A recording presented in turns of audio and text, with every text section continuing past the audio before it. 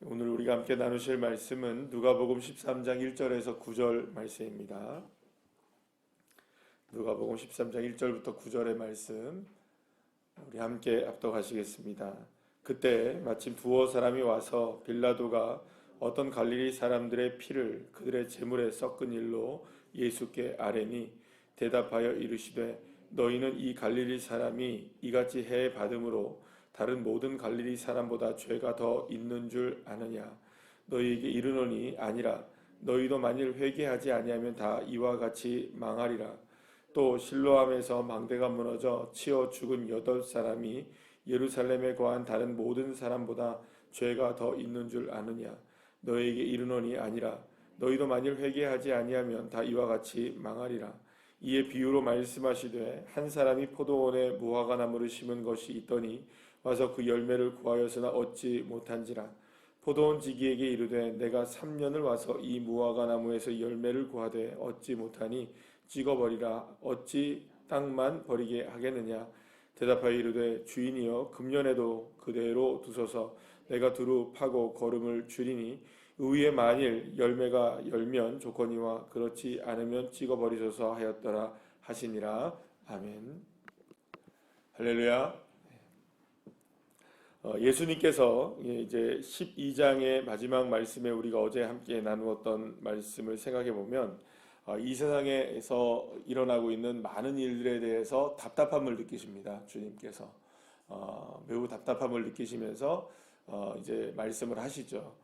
그렇게 이제 하나님 예수님께서 이 땅에 있는 많은 모습들의 답답함, 분쟁이 일어나고 시대를 분간하지 못하는 이런 시대의 답답함들을 주님께서 말씀하시면서 얘기하고 계실 그때에 오늘 본문 말씀을 보면 1절 말씀을 보면 그때 마침 이렇게 얘기합니다. 이렇게 답답함을 느끼고 있었을 그때에 마침 두 사람이 어디선가 와서 예수님께 어떤 이야기를 하는 겁니다. 어떤 이야기를 하느냐? 갈릴리에서 어떤 사람이 이제 어떤 일을 당하게 되었던 거죠. 아마도 이 사건은 많은 사람들에게 알려져 있었던 사건 같습니다. 왜냐하면 어떤 일이었냐면 우리가 정확하게 어떤 일인지는 우리가 알지 못합니다. 1절 한 구절만 보고 이야기를 해야 되기 때문에 1절의 말씀을 보면 빌라도가 어떤 갈릴리 사람들의 피를 그들의 제물에 섞은 일 이렇게 나옵니다.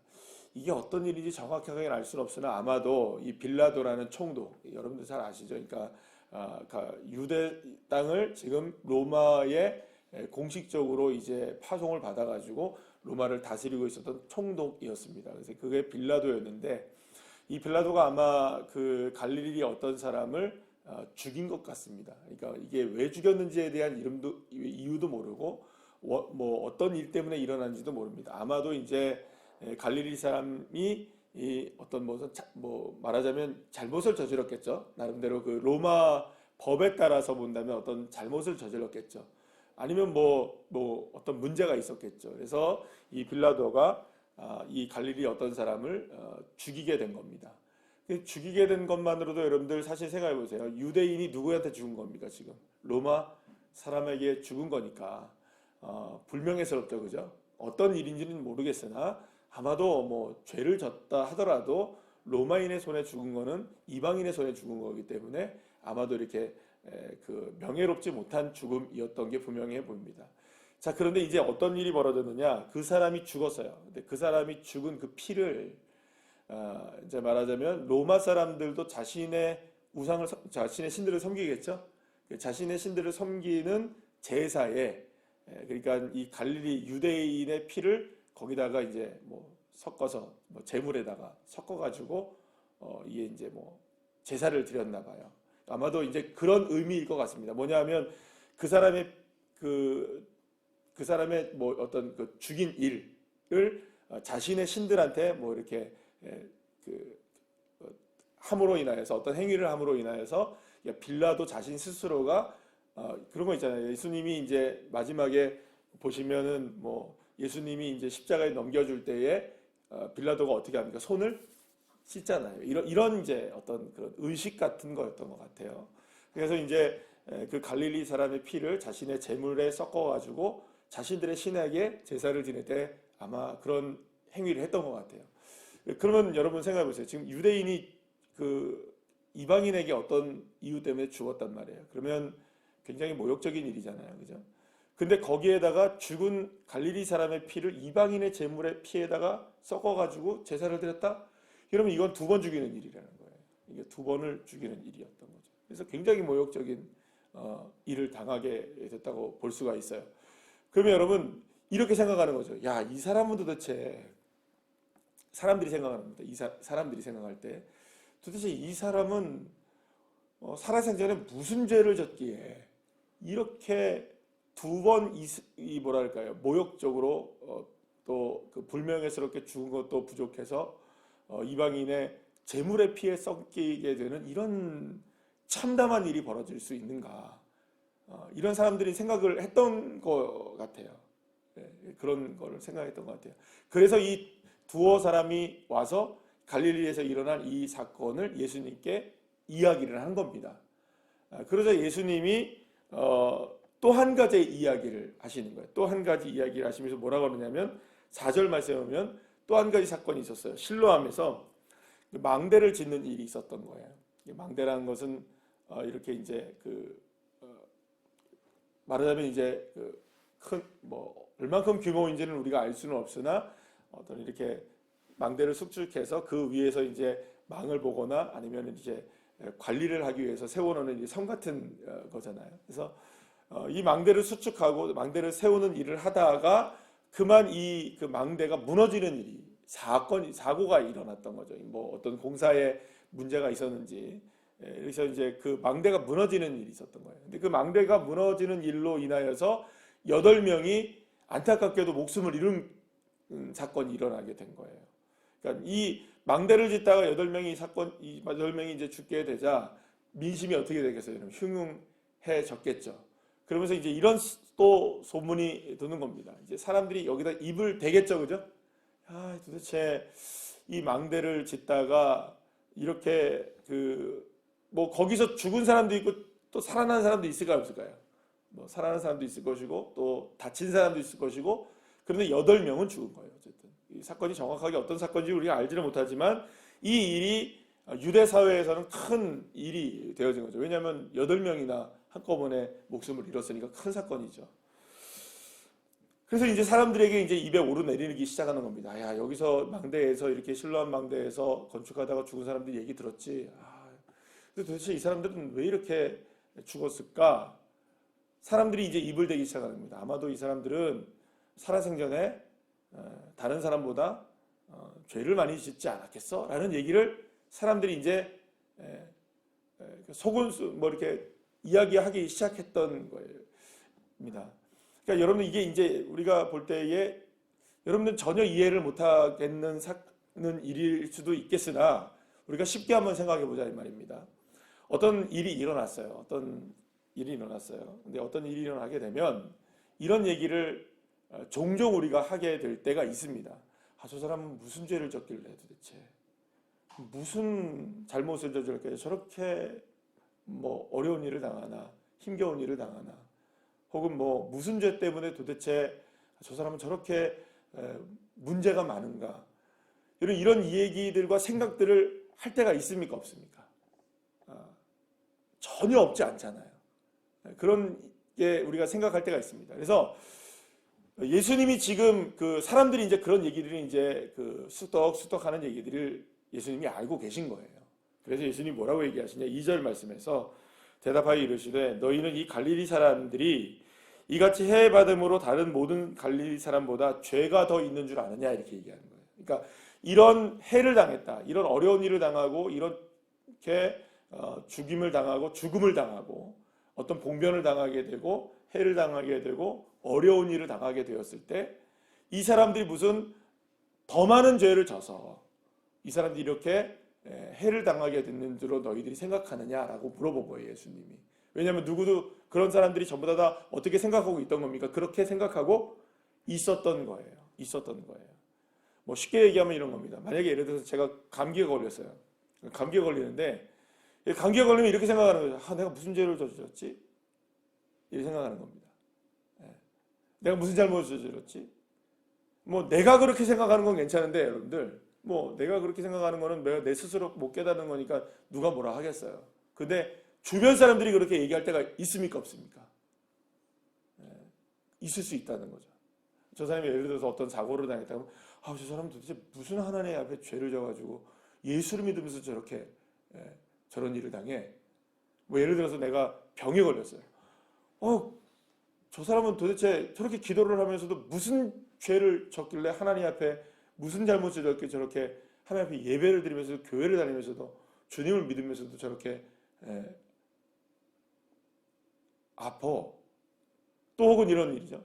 아니 저 사람은 도대체 무슨 잘못을 저질렀길래 교회를 다니면서 일이 저렇게 안 풀려. 예수를 믿으면서도 왜 저렇게 안 풀려. 이런 이야기들을 할 때가 있다는 거예요.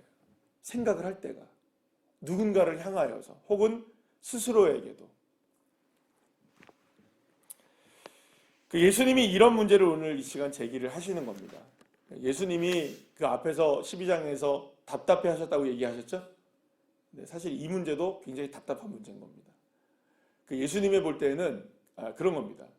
그러면 여러분 한번 생각해 보시죠. 그러면 더 죄가 많아서 이런 일들을 당했을까요?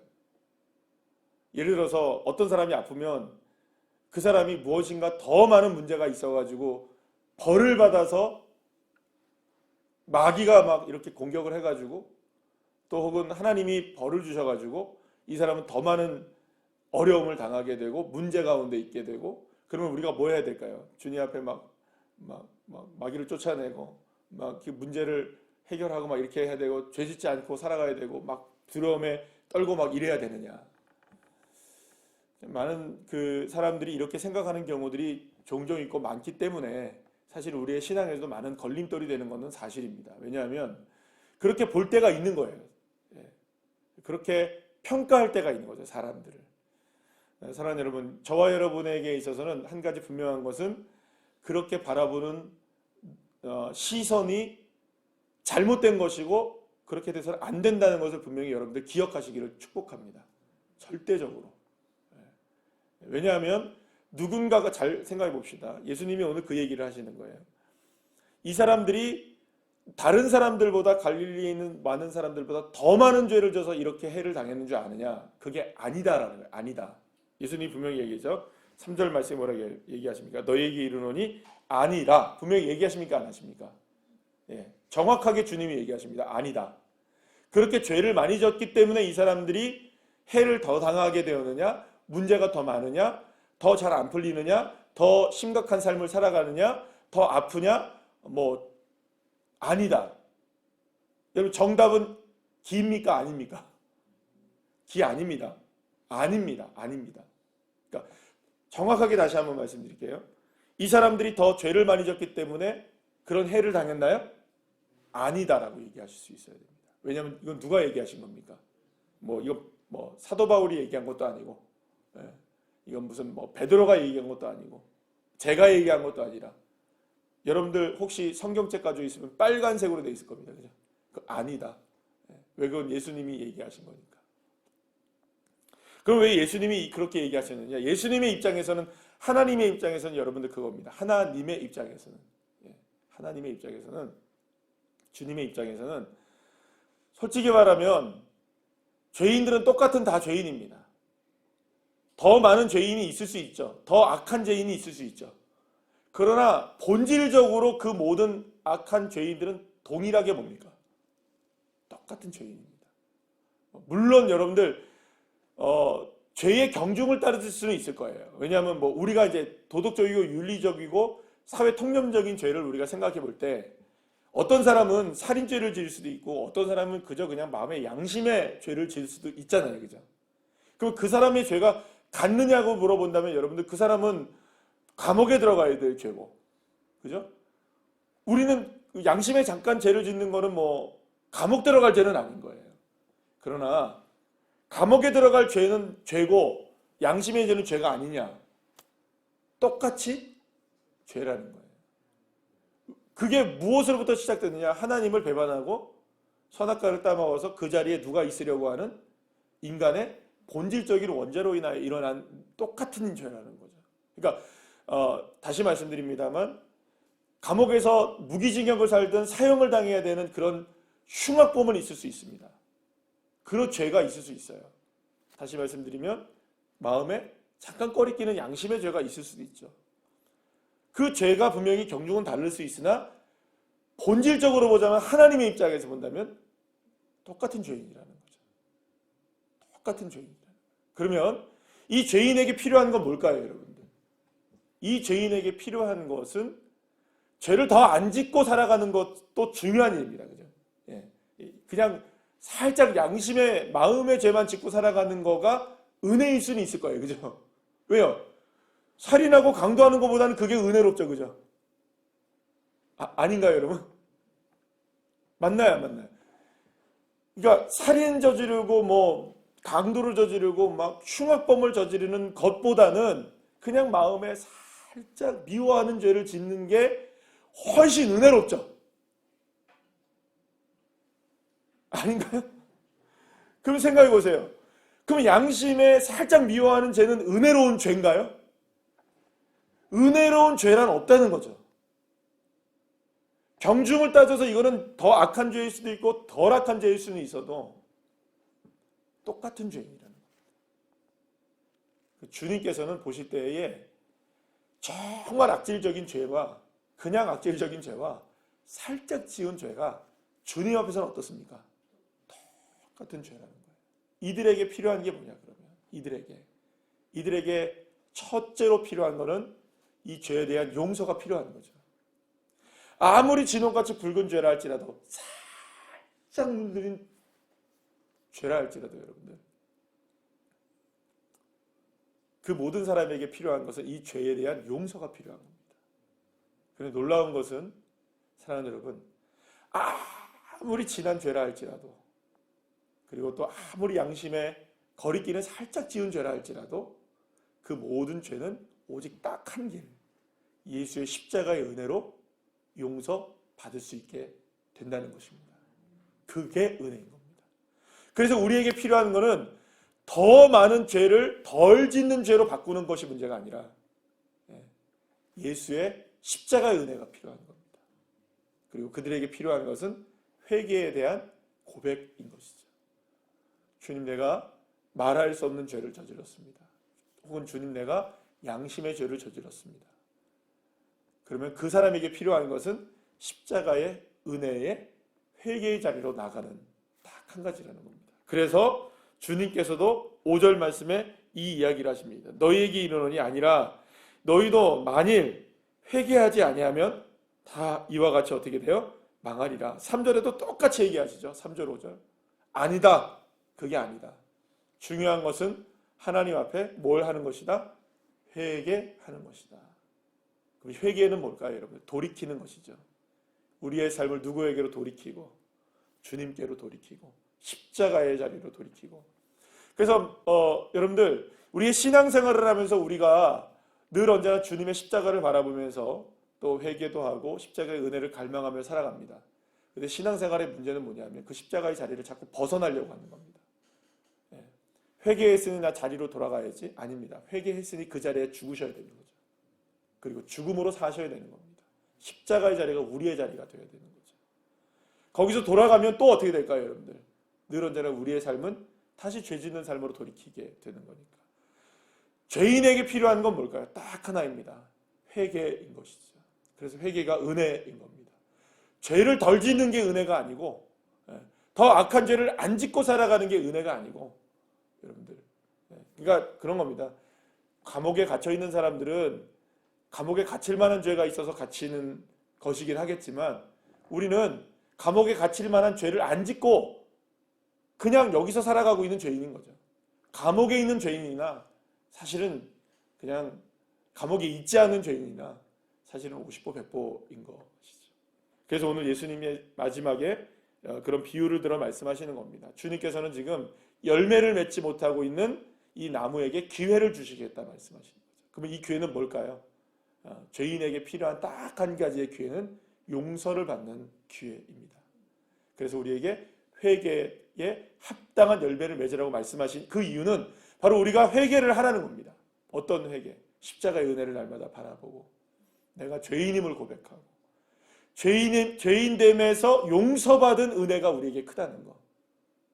십자가의 은혜로 살아가는. 그래서 저와 여러분에게 오늘도 필요한 건 뭐냐? 여러분, 내가 왜 이렇게 됐을까라는 자책이 아니고 누군가를 향한 비난이 아니라 십자가의 은혜가 우리에게 필요한 것이죠. 그래도 오늘도 우리는 날마다 어디서 십자가에서 죽고 예수로 살고, 그러기 위해서 우리에게 필요한 것은 하나입니다. 회개의 은혜를 누리시면서. 그래서 늘 언제나 말씀드리잖아요. 회개하는 과정은 고통스럽지만 회개만큼이나 즐겁고 행복한 일은 없는 겁니다. 왜냐하면 우리의 번지수를 다시금 어디로 찾아가는 걸까요? 살아야 할 그 자리로 가는 거니까. 예수의 십자가의 은혜의 자리, 내가 있어야 할 가장 귀한 자리가 바로 그 자리임을 기억하시면서 오늘도 주님의 십자가의 은혜로 승리하시는 주의 자녀들 한 분 한 분들 다 되시기를 간절히 축복합니다. 기도하시겠습니다.